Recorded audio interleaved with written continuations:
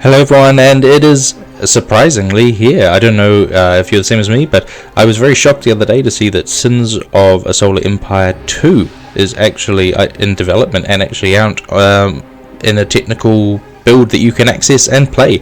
If you haven't heard of Sins of a Solar Empire before, the original game came out in 2008 and has been one of the, mainstay space strategy games since its release, partially due to its amazing modability and the number of fantastic mods that are out there that add all sorts of other things, even total conversions that turn the whole thing into Star Wars and Star Trek and that sort of stuff. It's a brilliant game. If you haven't played it, you really should. But Sins of a Solar Empire 2 is now here, and I'm going to have a look, give you a bit of a preview here as to what's in the technical build that you can have a look at, what things are the same, what things have changed so far, and as always answering that all important question, is it any good? So hit the like button, drop us a subscribe if you're into watching gaming content, hearing no nonsense reviews. So we got our galaxy map. You'll see here is pretty familiar to anyone who has played Sins of a Solar Empire before. We have our main star. This is just only one map available at the moment in the technical build, and you've got our space lanes between our planets. All looks pretty normal. First thing you'll notice though is these planets, they have these little curved tails coming off them, and that is because yes, the planets now actually revolve around the star. They actually orbit the star, and they don't all orbit in the same direction. So like this one here, Nave, is actually orbiting this way, going down, and the rest, this little pocket that I've colonized here, is going upwards. So over time, Nave will actually move and come down this way so far that it will actually break the trade lane there and go off on its own. So it adds an interesting tactical layer as to, do you spend the time and resources colonizing a planet that won't be there potentially a bit later in the game, or do you build it up to be a sort of military strike base, relying on the fact that it's going to orbit around the other side of the solar system and give you a second avenue of attack? Maybe pretty interesting opportunity and choices there, I think. Ready for orders. Deploying. In terms of interacting with the systems, it's pretty similar. The left hand side contains your units, the right hand side contains enemies, the bottom contains buildings that you have there. And as usual, and it's hard to tell how much this is placeholder from the first games versus new things that have come in. We have a button to be able to buy ships, to see the ships we have available. We can buy orbital structures.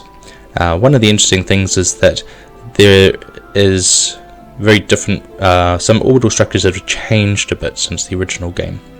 We also have our upgrade buttons to upgrade the economy of the planet and upgrade the mining resources. And one thing that's interesting here is that you have to actually maximize the mining track before you can unlock the asteroid mining. So that's a little bit different from the original, when you sort of jump in and first thing you do is build those asteroid mining. Planets now also have component slots.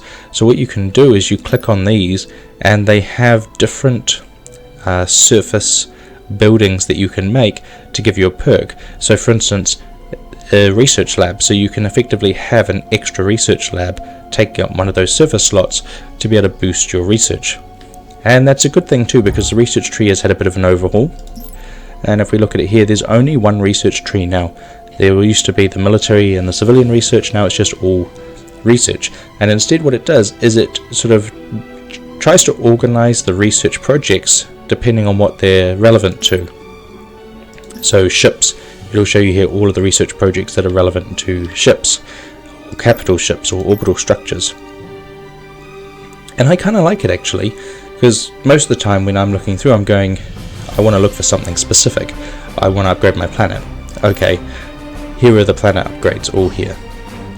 And they're listed from in order of sort of the cost, or the difficulty going through. You can see the finished ones under the bottom there.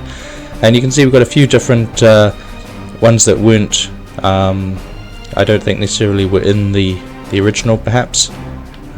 I didn't play the very last expansion pack or so they might be in the latest of the original. Let me know in the comments below if they were or not, it'd be good to know. You also have, in terms of your orbital structures, you have things like your light shipyard, your heavy shipyard, you've got an exotic refinery. And this is an interesting one because the game now actually has multiple different resources. You have your credits, you have your metal, and you have your crystal as normal, but now certain projects will also require more exotic materials. So we now check out our battle cruiser here. You can see that it requires 2 exotic materials, kalanite and andvar. And so when you make an exotic refinery, you can start to produce those special materials. The game has diplomacy similarly in it, so you can go through and give people tribute and that sort of stuff, kind of similar to the original. It looks like there's a direct player-to-player chat interface, which would be interesting for sending secret messages to your buddies. There's also minor factions that you can interact with, and minor factions will sometimes put up an auction for things like the pirates, for instance, the pirate raid, where as players you can bid on what they're putting forward, and the person who wins the bid gets the item, whether it is the ability to nominate who is going to be pirate raided, or whether it is getting a load of materials like metal or crystals, for instance. What else we got here? Fleet supply, that's all pretty standard. It brings up your capital ships. I'll show you those in a second.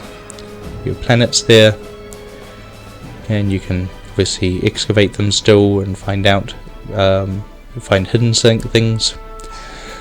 So let's look at units briefly, because that's had a little bit of a shake up too. So here is our capital ship. One thing I was reading that's interesting is that the turrets now all actually track targets properly and fire, like it tracks the actual bullets coming from the turret. Apparently the original game didn't do that. Down the bottom of your abilities, just like in the original, and you can upgrade those abilities. So as your ship levels up, you can you'll get a little button above the ones you can level up or unlock. But they also have these ones here called empty ship components, and as your ship levels up you get more of these spaces to use, and they are effectively like a bonus power from a preset list, and you can research these to unlock these. But it allows you to do things like patching up your hull, firing sort of a heavier burst of damage from a particular weapon, having a fighter squadron there, a better antimatter engine. Yeah, so there's all sorts of extra little perks that you can give that ship. So you can sort of say, oh yeah, this one's my flagship, this one's going to be my carrier, this one's going to be my sort of more heavy assault ship. It gives you that ability to tweak it just a little bit more, which I think is pretty cool. At the moment the technical demo is a bit sparse.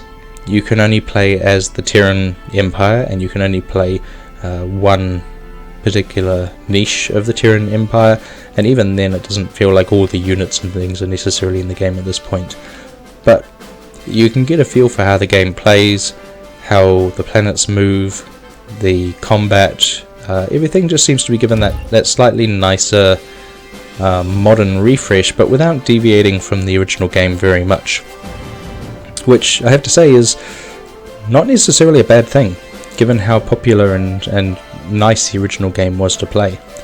This engine, I believe, is a 64-bit engine as opposed to the original being a 32-bit engine, and that probably relates to some of the nice eye candy that we have now as well.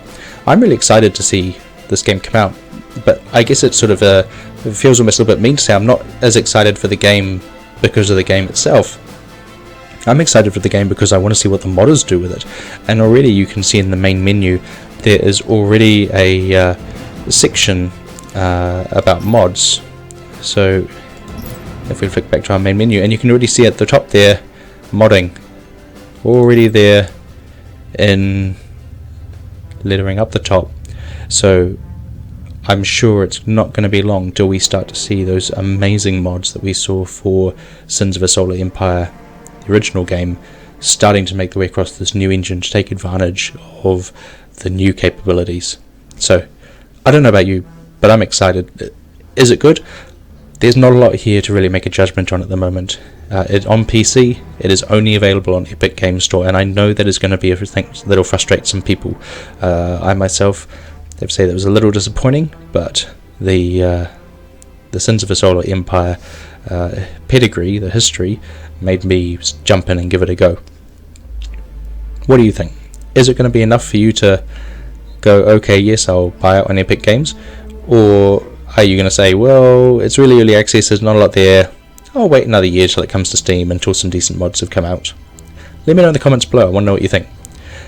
I hope you found this useful, and as always, thanks for watching.